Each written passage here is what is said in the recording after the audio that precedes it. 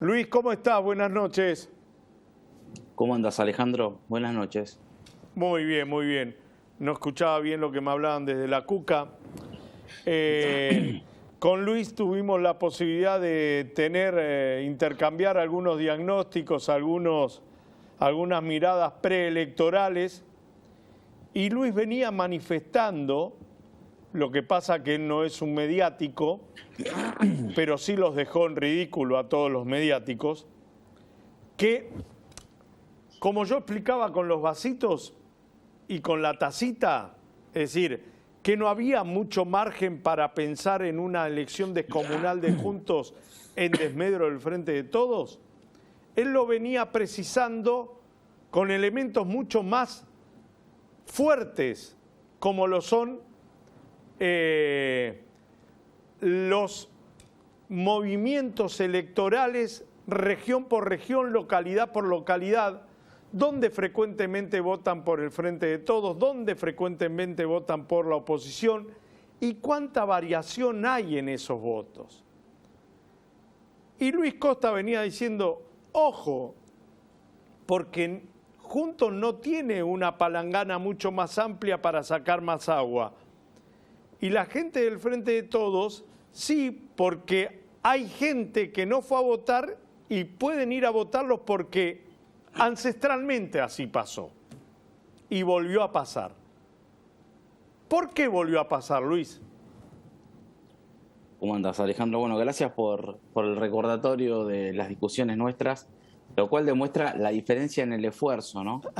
Yo tengo que hacer un montón de cálculos, No, reconstruir tonto. urnas, y vos ya con hablar con 2 o 3 personas y conocer el territorio llegas a la misma conclusión que yo. Así que la medida del esfuerzo habla de las capacidades de cada uno, ¿no? No. Yo tengo que hacer mucho más lío que vos.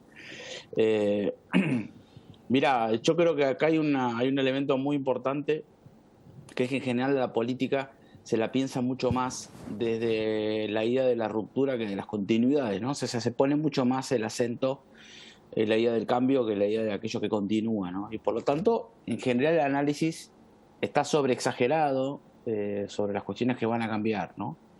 Y eso hace que los esfuerzos en determinar la estructura que supuestamente estaría por cambiar son poco colocados en eso, ¿no? Por ejemplo, bueno, ¿de qué se trata el territorio? Si nosotros cada 2 años tenemos votos. Bueno, ¿podemos reconstruir los votos, las urnas, los votos efectivos en el territorio? ¿Hay relación entre lo que efectivamente se votó y las condiciones sociodemográficas de los territorios? Y si miramos para atrás, ¿hasta dónde llegamos? ¿Qué continuidades hay donde parece que hay cambio? Todo es modificación, todo es liquidez, todo es Bauman, ¿no? Eh, entonces, un poco te diría que me parece que los diálogos que vos y yo tenemos son una invitación a que vuelva a surgir del método que sea lo que se llama como, sí, la sociología electoral, ¿no? Cosas que en Argentina, si querés, tenés desde Germani hasta More Araujo, etcétera, y que de alguna manera han sido reemplazadas por una sobreexageración sí, del análisis, si querés, también de mezclar noticias con estructura social, ¿no? Porque las noticias, los medios de comunicación están muy vinculadas al impacto, porque los medios de comunicación son ámbitos especializados que le transmiten a la población cosas raras, ¿no? Cosas que no tienen que ver con lo común, cosas que poco tienen que ver con la vida cotidiana, y por lo tanto en ese mundo, bueno, el cambio es constante, ¿no? Digamos, si no, no tendría nada para decir un noticiero. Pero creo que en el análisis no hay que mezclar una noticia con la estructura. Y para responder la pregunta específica de por qué sigue, eh, bueno, no es que nosotros necesariamente podemos responder yo podría dar todas las cuestiones, pero en primer lugar lo que hay que tener en cuenta es que la historia marca ciertas continuidades en los territorios, inclusive donde parecía que no había las PASO había una continuidad muy marcada, vos y yo lo hablamos, inclusive la derrota, el peronismo se parecía mucho a sí mismo y sobre todo Cambiemos se parecía mucho a sí mismo, o sea, donde parecía que había cambio, en realidad había ocultas muchas continuidades y había 2 datos que también vos y yo discutimos mucho, que tiene que ver con, bueno, la poca gente que fue a votar, ese dato era muy marcado en los lugares donde el peronismo es especialmente fuerte. Por lo tanto, quiere decir que si aumentaba la cantidad de votantes en esos lugares, como probablemente iba a ocurrir, y si los intendentes se ponían, de alguna manera, podríamos decir, poco científicamente las pilas, movilizaban a gente, ibas a llevar más consumidores de peronismo a los negocios. Y después un dato muy interesante que es, había habido mucha huida de votos a otras opciones, ¿no? Por ejemplo, para dar un número concreto, el 12 de septiembre el total de votos acumulados abajo de 1,5, o sea que de gente que eligió listas que no pasaron el 1,5 fue de 8,48. Y la última elección legislativa de 2017 ese número fue de 4, algo, o sea que estábamos al doble, o sea un récord histórico. Entonces, bueno, valía la pena analizar. Ese 8,48 era muy alto en los lugares donde el peronismo había sido muy fuerte en el 2019, y vos sabés que bajaba a medida que aumentaba el voto a Cambiemos. Por lo tanto, todo indicaba que había mucha continuidad y que estaba faltando mucho electorado que hace más o menos 7 décadas suele votar más al peronismo que otras opciones. Así que estaban dadas las condiciones, ¿no? Antes de venir para el canal estaba hablando con un conocido nuestro que no está en los medios, y él me explicaba también algo parecido a lo tuyo, pero con respecto a las ofertas electorales que quedaron en el camino de las pasos a la general. Y sí, ese es otro punto, sí. También lo interesante de esto, y esto yo lo he visto en el territorio propiamente dicho, hay lugares donde la gente fue a votar en la misma cantidad y porcentaje, y en las PASO ganó Juntos y en la general ganó el Frente de Todos por 0,03, pero ganó. Ahora fueron a votar 500 en las PASO y en la general. Y esto lo atribuye mucho a que, primero, más allá del efecto platita, la atracción, el intendente permeando esa capilaridad que quizás se desentendió porque creía que ganaba naturalmente, pero también por estas pequeñas fuerzas políticas que no alcanzaron al piso y que ahora este voto ancestral que yo identifico con tus trabajos, dijeron, bueno, listo, ya está, ya jugué, ahora voy a votar en serio. ¿Puede haberse dado esto también? Mirá, ese es el tercer punto. Yo escribí un trabajo, bueno, vos tuviste acceso al informe que nosotros hicimos antes de la elección general, donde de alguna manera nos animábamos a predecir que tenía que levantar el peronismo. El tercer punto que marcábamos era, yo conté la cantidad de oferta que había en la provincia de Buenos Aires, eran 25 opciones electorales para elegir.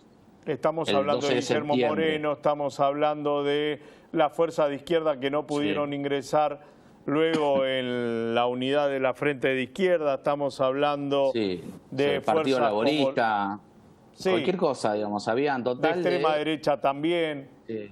Exacto, o sea, un total de 25 boletas. La elección de 2017, para comparar, había un total de 20 boletas. O sea, en las elecciones legislativas suele haber mucha boleta, pero acá ya teníamos 5 más que el 2017, y es un muy buen punto el que levantás, porque en el 2019, en la elección presidencial, o sea, con cabeza de presidente, había 12.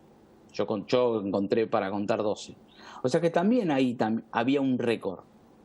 Y esto es interesante porque te permite a la política pensarla también desde la oferta. ¿Qué quiere decir? La gente vota lo que el sistema político le ofrece. Entonces, si baja de 25 a 6 opciones electorales, naturalmente los porcentajes van a dividirse. Lo que era interesante es que, y volviendo al tema de Cambiemos, es que ni siquiera en el momento más, podríamos decir, apocalíptico del peronismo, Cambiemos pudo modificar lo que podríamos llamar como el mix de su composición de voto. O sea, no pudo, ¿qué quiere decir esto? Siguió teniendo una composición de voto que espacialmente tenía la misma distribución, y cuando decimos espacialmente la podés encontrar en el territorio. Más fuerte en Vicente López, más fuerte en San Isidro, más fuerte en algunos lugares de San Fernando, más fuerte en algunos lugares de 3 de febrero, más fuerte en algunos lugares de San Miguel, en los corredores de las avenidas de la zona sur, en Ramos Mejía. O sea, la forma del mapa de Cambiemos tiene, no importa la elección de 2015 hasta acá, siempre los mismos, la misma intensidad de colores en los lugares, ¿no? ¿Y por qué el Frente de Todos queda tan reducido al conurbano y ahora cada vez también más reducido a la zona sur y oeste del conurbano? Mira, ese es un tema muy importante aclarar. Te agradezco que me preguntes porque una de las cosas que creo que ha pasado con nuestro trabajo es que parece como que es un trabajo hecho para quitarle los ánimos a Cambiemos y parece que nosotros estamos diciendo que el peronismo no cayó. De hecho, nosotros marcamos que la caída del peronismo es brutal porque baja de 52 puntos a 38 y algo. Pero eso tiene que ser planteado como paradoja, que alguien explique cómo puede ser que en un momento tan malo acorta la distancia. Eso es estructura sociodemográfica, no hay otra explicación. Y si querés un poco, me parece que el elemento interesante es que ahí sí está la diferencia sobre sí lo que podríamos encontrar como un elemento donde sí los sentimientos tienen algún juego, en este caso, porque la composición de voto de peronismo versus antiperonismo en todas las ciudades tiene la misma forma, ¿no? Es decir, en el centro de las ciudades más grandes tenemos más clase media, gente menos dependiente, ¿no? del Estado, bueno, históricamente menos vinculados al trabajo fabril, si vos querés, etcétera, o directamente ya ni vinculada a planes o asistencia directamente del Estado, ¿no? Y en las afueras de las ciudades tenés ese componente. ¿Qué es lo que pasa? Este patrón de conducta, que igual hay que analizarlo bien en esta última elección, más allá de los detalles, lo vamos a encontrar también en Mendoza, lo vamos a encontrar en Rosario, lo vamos a encontrar en Córdoba, lo vamos a encontrar en Tucumán. O sea, esta tensión entre clase y media.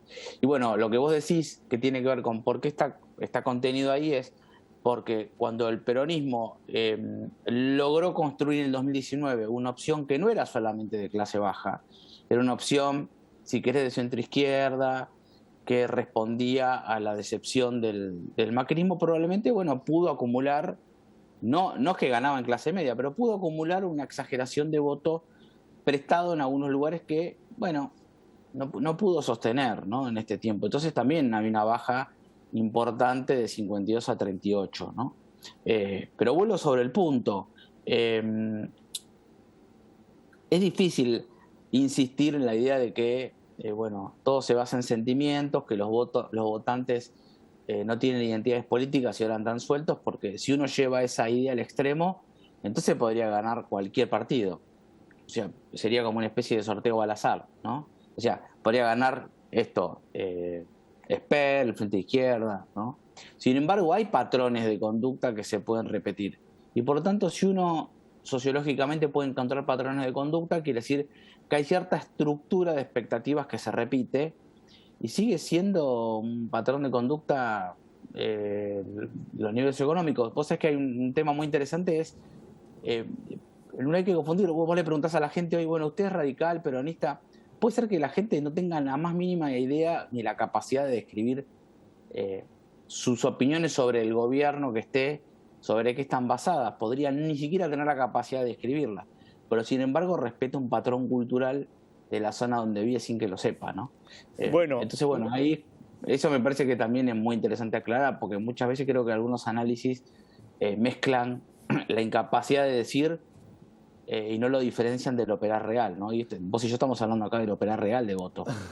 Una gran confusión que hacían los medios de comunicación, todos, ¿sí? Los oficialistas y los opositores, tenía que ver con la matanza, es decir, la espectacularidad de las demandas y las manifestaciones que ocurrían en Ramos Mejía, que también permeó en otras localidades como González Catán, Aldo Bonzi, La Ferrere. Eso no significaba que se iba a traducir automáticamente en votos. Todos percibíamos eso. Ahora, los medios nos retrataban otra cosa. Entonces, ¿cómo? ¿Volvió a ganar el peronismo en la matanza? Y sí, ¿por qué? Porque no hay dirigentes tampoco opositores. Claro, es que volvió, siguió ganando. Claro, dejó de ganar. Pero sí, los medios que presumían, no, después de todas estas manifestaciones, perdían. Pero lo que pasa que en los territorios también tiene que ver el boca a boca. Es el tipo de última instancia que te ayuda a comprar el remedio, que te alcanza la bolsita o que te lleva al colegio al nene porque vos no tenés cómo llevar. Y ahí la oposición está carente de lo que antes conocíamos como punteros, ahora como referentes sociales, que el peronismo lo sigue haciendo. Y lo sigue haciendo con dificultades, con problemas, hasta de manera coercitiva, pero lo sigue haciendo. Sí, vos sabés que un tema ahí también, creo que hay mucha dificultad de los sectores probablemente de Cambiemos de entender de qué se trata la vida en esos lugares, ¿no?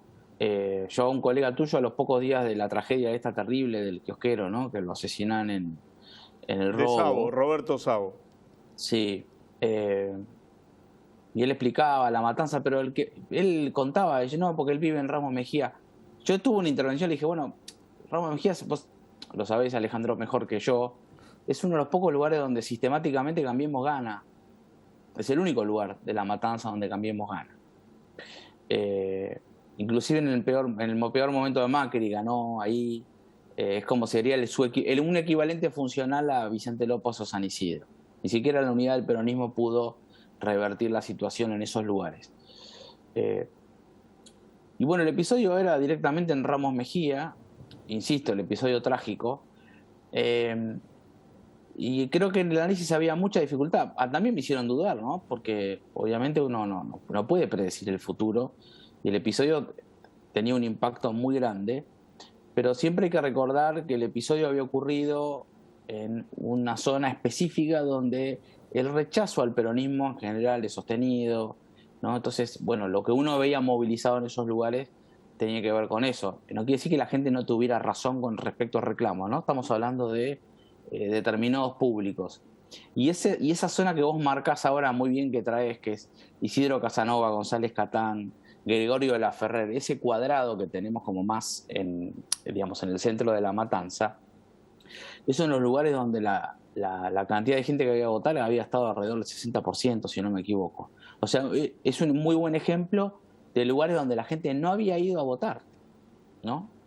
Entonces, bueno, es un caso interesante y al mismo tiempo terrible de cómo una noticia puede o no lidiar con cuestiones del territorio. Y si me permitís un último agregado, creo que a Cambiemos y al cuerpo social de gente que está involucrada en el partido de Cambiemos, le cuesta mucho entender de qué se trata la vida en esos lugares, ¿no?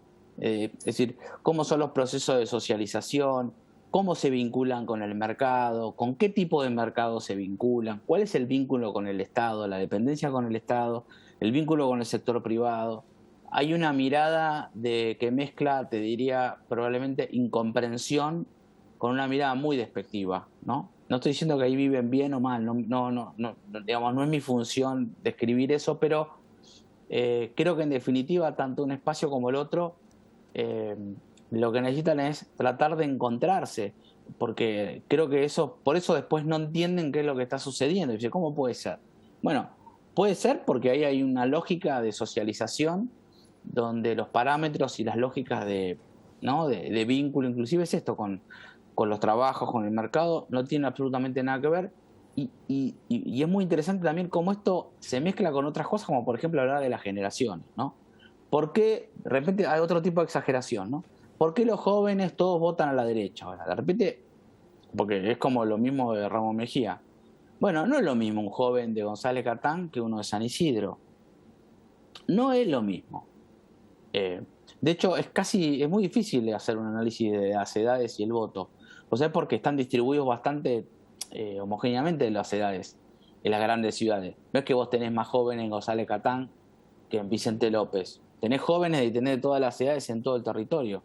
Entonces lo que va a preponderar es justamente el nivel socioeconómico. Y viste que se usan términos como millennials. Bueno, a los chicos les gusta tener trabajo en un lugar y después se van un año a Europa. Eso hacen los chicos de San Isidro. Los de González Catán no se van un año a Europa. Luis, te mando un abrazo enorme y gracias por todo este tiempo que me brindaste. No, por favor, y perdón que me extiendo en y viste que no hablamos de fútbol. Te felicito, un campeonato espectacular. Pero se va Gallardo. No mi alegría, pero sí mi admiración. Se va Gallardo. Todo todo tiene un ciclo. Todo tiene un ciclo. Vos sabés que yo soy buen perdedor. Así que está muy bien. Te mando un abrazo grande, Luis, y gracias. A vos, Alejandro. Luis Costa, uno, si no el mejor analista sociológicamente hablando que tiene hoy por hoy la consultoría política.